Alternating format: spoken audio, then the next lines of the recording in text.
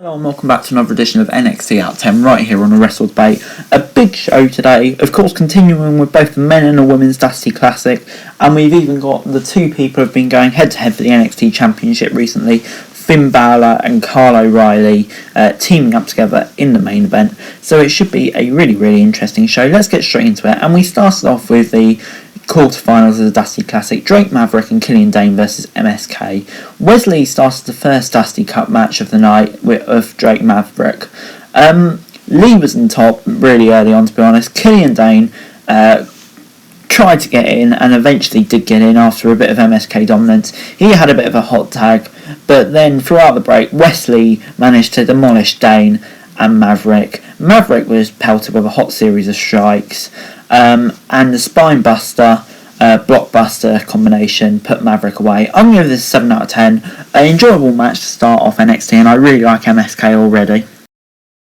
Up on NXT, Raquel Gonzalez and Dakota Kai took on Aaliyah and Jessie Camilla, and Robert Stone's back. I'm delighted at that, to be honest. But anyway, Aaliyah and Jessie Camilla were not too excited about facing Raquel Gonzalez, it's fair to say, early on in the match, and they were getting beaten down at the beginning. They did get a little bit of offense, but it kind of continued like that. Gonzalez hit a clothesline and followed it up with a signature power bomb to pin Camilla to get the win. I'm going to give this a 6 out of 10. Not the best Dusty Cup match, but it was fine, I suppose. Then we got a whole load of backstage segments. Johnny Gargano refusing to give Kushida a title shot before we got Tyler Rust versus a local competitor.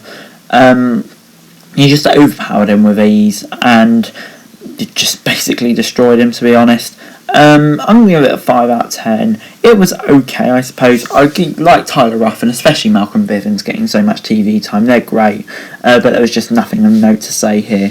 So yeah, I'll just give it that grade.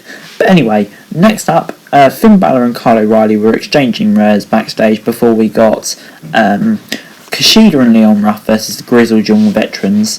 They were on control early on before Kushida got the tag in, and Drake eventually got in control of Kushida.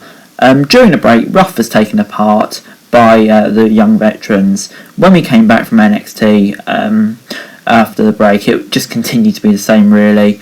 Ruff put up a great fight, but it wasn't enough. Drake saved Gibson from the Swanton Bomb, and Grizzled Young Veterans struck Ruff down with a ticket to Mayhem. I'm going to give this 6 out of 10. It was a good match, kind of put Thingy over as a babyface, but overall it wasn't the greatest match I've ever seen. Next up on NXT, Kurt Stallion was laid up in Regal's office. He thought it was Santos Escobar and crew.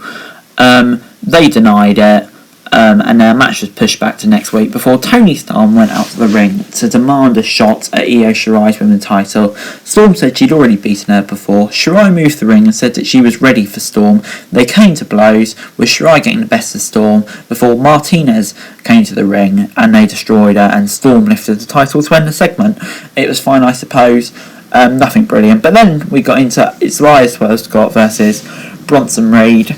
Bronson Reed was on top early on before Scott managed to get some kicks to shock Bronson, but Reed countered them basically and was on top for pretty much most of the match, and he eventually put him away with a tsunami splash. I'm going to give it a 6 out of 10. The thing is with Bronson Reed, it just seems to be a stop-start push, just consistently do it. I really like Bronson.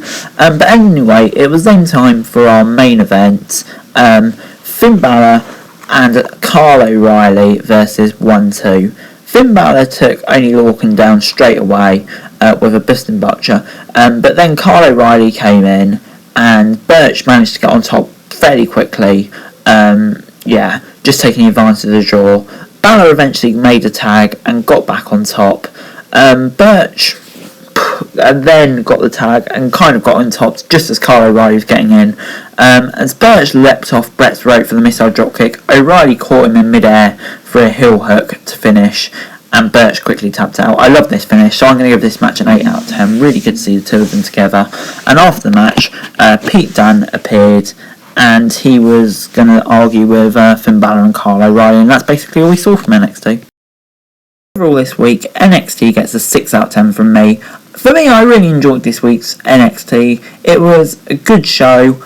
Especially loved the main event. But for me, the middle part of the show, it wasn't the best we've ever seen it, so therefore I'm going to give it a 6 rather than a 7, to be honest.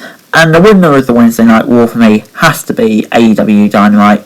They had a bit of a down week last week, but they came back with a bang here this week. I thought it was a really good show. I love the main events on both shows, but for me, just throughout the majority of the cards, AEW just edged it for me, so I'll give it to them.